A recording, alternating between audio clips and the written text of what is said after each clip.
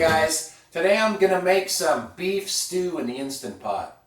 So let's apply the pressure. I have about a pound of beef stew meat here. This was $5.99 a pound, so this is 1.07 pounds. That was $6.41. And then just some regular carrots, celery. I don't have an onion, so I'm just going to use some granulated onion. It's basically like onion powder. Potatoes, and then for to season my broth, I have some of this Better Than Bouillon beef flavor, so I'm going to use that. Probably sprinkle in a little bit of Worcestershire sauce, and then just season everything with a little seasoned pepper and some salt. So I'm going to get my meat cut up into smaller pieces. My meat is cut up. Now I'm going to brown it. So I'm going to turn this to saute on high. And I'm going to add a little bit of this avocado oil to the bottom of the pan. Just a little bit there. You can use whatever kind of oil you want. And I seasoned my meat with just some salt and some of that seasoned pepper. And if you want thicker stew, you can coat the meat in flour. I know a lot of people do that, but I didn't. I'm just going to put it in like that. And while that's browning, I'm going to get my veggies washed and cut up. The meat's looking pretty good. Let me stir it up a little bit. My meat's all browned up, so I shut the pot off for a minute. Now for the broth, I'm using this Better Than Bouillon. If you've never seen it, that's what it looks like. You can use bouillon cubes if you'd rather. I just think this tastes better. It says you use 1 teaspoon per cup of water, so I'd say that's probably about 4 teaspoons. I'm using 4 cups of water, so I'm just going to get this all mixed up before I add it to the pot.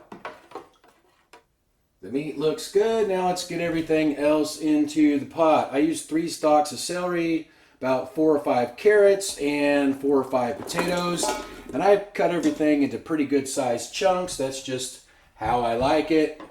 You can use more or less of the vegetables, if you know, depending on how you like it.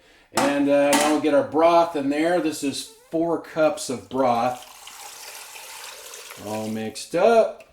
Get that out of there. And since I didn't put an onion in there, I'll just sprinkle in some of this granulated onion.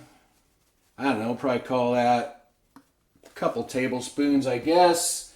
And then a little Worcestershire sauce. Now, if you don't have that, I wouldn't worry about it, but it does give it a little bit more flavor. And I'll sprinkle in just a little bit more of this seasoned pepper on top and get this all mixed up.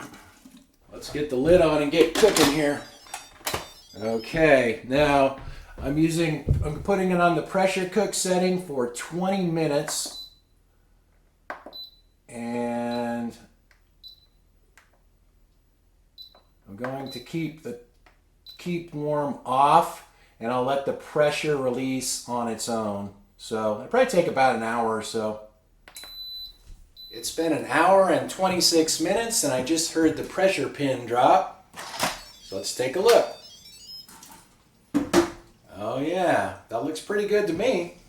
That tastes pretty good just like that, but I'm going to add a can of corn to it, juice and all. That will give it a little bit of sweetness. This is looking good. It's starting to thicken up a bit, so let me grab a bowl and we'll try it out. Well, that looks pretty good to me. Let's give it the old taste test here.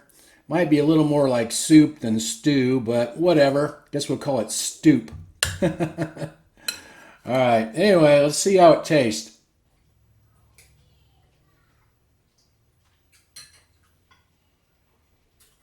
That turned out real good. Andy, the taste test dog just showed up. She's like, let me try it, Dad. Give me some meat. You want to try some meat, Andy? Heck yeah. Nice and tender, huh?